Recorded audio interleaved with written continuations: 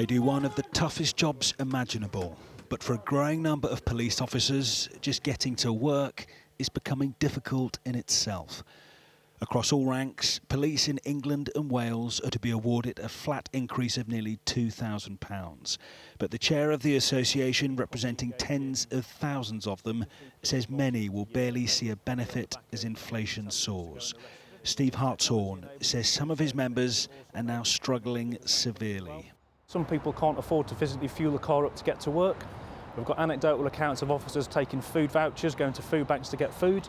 Some of my colleagues are generally worried about paying the bills.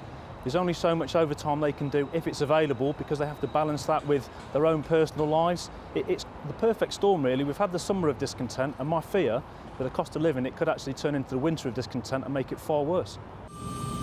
He has taken one of the most influential roles in policing at a time when its image and prestige have never seemed more harmed.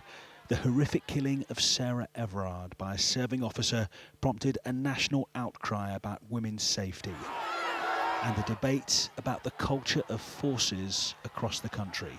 How much do you think policing has been damaged in the last few years because of officers like Wayne Couzens? That was a particularly horrible set of circumstances, not least for the family involved, and we need to restore confidence in policing for everybody. And if the public could understand that, yes, there are wrong people out there, but we arrest our own, we deal with them, we put them in prison, and that's the right place for them to be. Police numbers have increased in recent years, but resources are scarce. So should officers be investigating the rows that people have online? The Chief Constable of Greater Manchester Police says in certain cases it's been a waste of their time. What are your feelings on officers spending time investigating crimes online and what people have said to each other?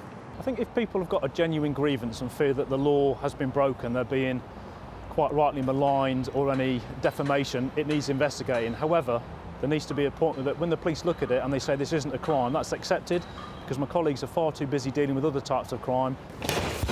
The Home Office says this autumn's pay increase reflects the contribution made by police. But by the winter, there'll be some on the thin blue line, apparently choosing between eating and heating.